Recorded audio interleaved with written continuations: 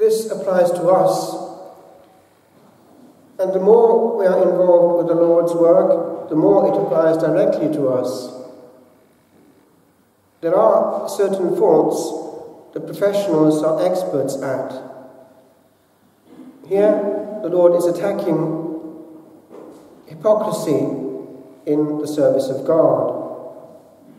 There are several levels to this parable of the Good Samaritan, but we can't escape a single one. No doubt, the priest was in a hurry to get to the temple on time for holy things, and the Levite also was aiming for the summit, but missed the Lord when passing him.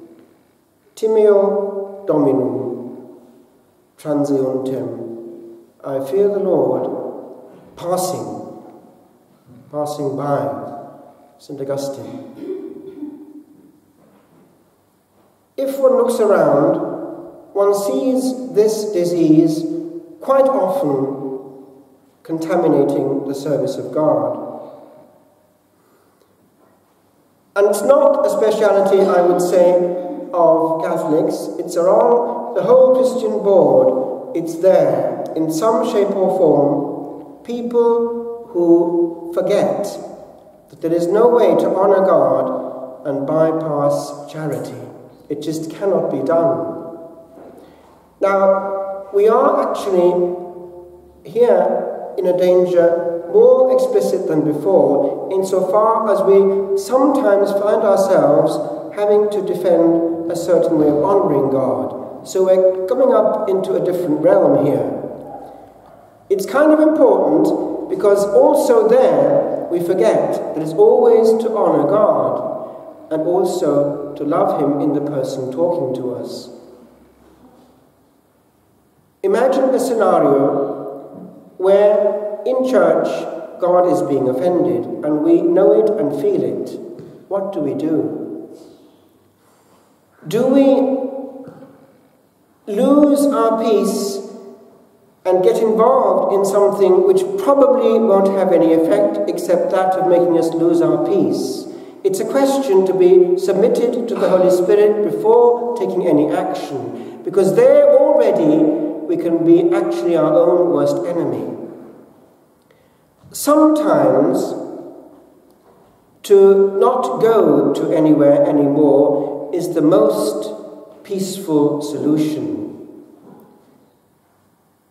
We don't have to get involved with all the problems of every situation. And remember that secret.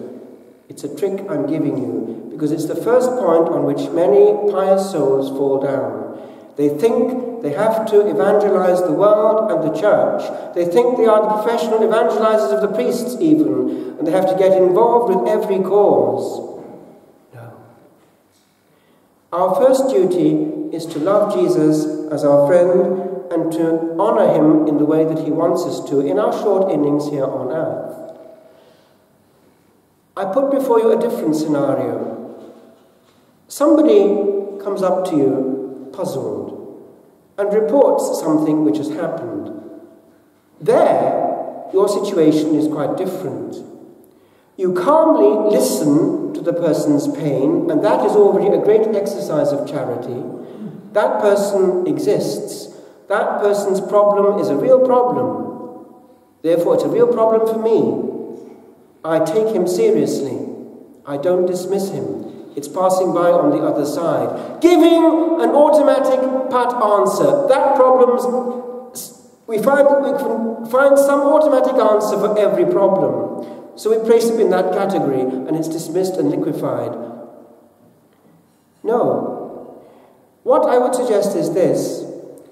You listen to exactly the problem underlying the problem, because quite often people can't put it into words. There is no point, for instance, in grovelling and grunting, having been to a bad celebration, and then keeping going back there and not doing anything about it. One can, as I say, if one wants to, nowadays opt for a celebration where God is actually honoured.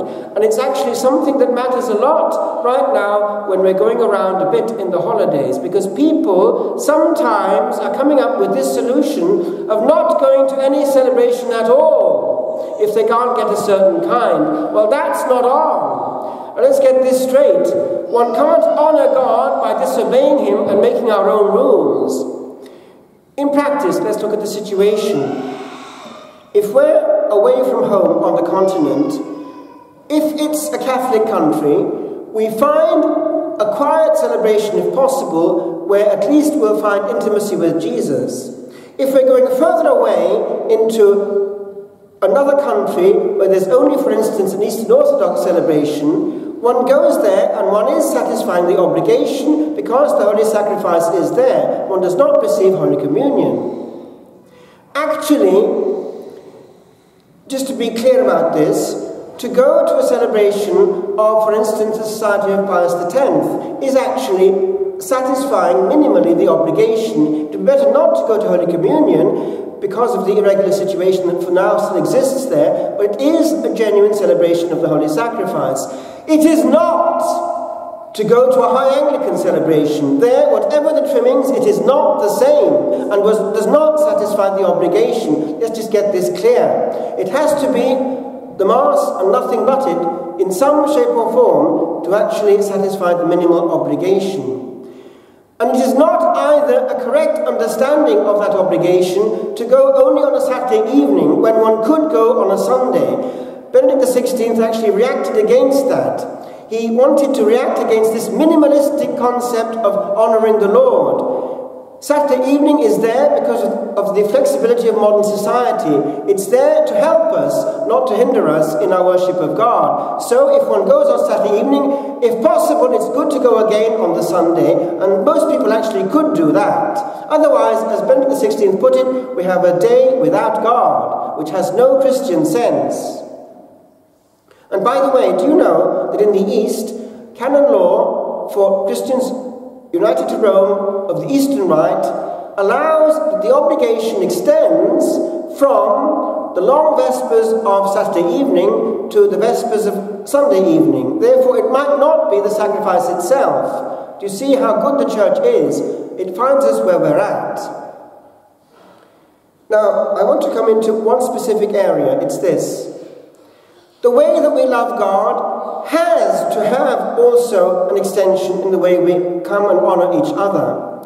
It cannot be done correcting others in church brutally.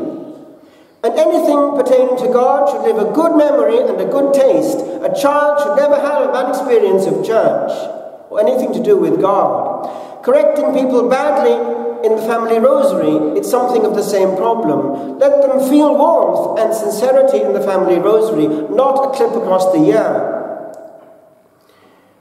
Now, with regard to extending that further afield, if we're bathed in presence and contact and intimacy with Jesus, that is bound to come across in all our comportment, no matter who it is, even the nuisance who comes along. Our first reaction is our test. And does that person pick up a bad reaction inside us? It can be traced on the face. Annoyance comes through and the person picks it up. We need to have that first encounter of warmth. It's not easy sometimes when we're taken off guard. But it has to be, because that too is the Lord in the form that he wants us to find him at that point. But it extends also to everything, even actually the created world itself. We honour God in what he's entrusted to us. Wasting and so on is actually a sin. Wasting time also is a sin. Wasting electricity is a sin when it goes out of dominion of control. Wasting on things like smoking, indulging in alcohol is also not without sin when it reaches a certain point. All these are expressions concretely of honouring God. And do you know that we have this means also of honouring God in the immediacy of our contact with every living thing? We have our language. We have it in our facial expressions. We have it in our gestuality. We have it in our touch. We have it also in our words. It's to be cultivated. Every encounter, let it leave a person warm and not cold, healed and not hurt. It can be done. It's a mode of existence which makes that we are, wherever we are, a cloud of warmth and not darkness wherever we go. And do you know that every person and every creature across the globe picks it up? If you play with an animal, that animal, if it's of a higher order, will actually pick it up. An animal detects in some way that mercy of which the gospel speaks. In the touch and in the warmth. An animal somehow has its own animal intuition. Observe. These things matter, because these two are our friends that the Lord has given us on the way. And the way that we handle each other should be not less but more of that. Every expression of God's goodness must be met also with a corresponding goodness. And I mean that. Not a single word must be permitted which leaves a bad effect. Do you know that children somehow have a wonderful rapport with animals? I've seen it many times. And the animals know innocence and peace when they feel it. So that is where we're coming from. We have on this planet many expressions of the Lord's goodness and warmth. And the gospel is not that complicated. As the Lord was pointing out in this very gospel, he wanted in the worship of God, not in the first place many perfectly said prayers, but a simple expression of encountering. It's not that complex. So I leave it with you, my friends, because it's a speciality also of your culture. Ireland is known for its kindness. It's at risk, but it's still there. Anyone who knows Ireland around the world will tell you there's a kindness in that person's character. In 1995, I had brutally and suddenly to leave the country unexpectedly. It was because of what was going on in our monastery, and I was transferred urgently to Italy. But then it hit me, sailing out of Dublin harbour. There was there, being left behind, a goodness which on earth elsewhere will be difficult ever again to find.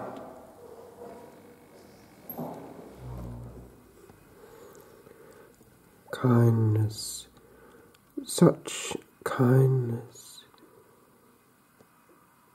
Lines written upon leaving Ireland after the outbreak of big problems at the Abbey and being transferred in emergency to another house far away in Italy. Farewell, fair isle, fade, fade into the past and sink beneath the waves of memory that will lap day and day until the last of dawns dies in the eve of history. I shall not tread thy shores as one of thine again upon this earth. I shall not see and feel the heat of faces that were mine to love for but a while upon time's sea. O ripples of short length, the strength of these short hours of crossing, or here crosses all that might thereon have been. And though this frees a soul from scandal breakers, something small yet lingers in a throat that could have sung a little yet, where yet a goodness clung.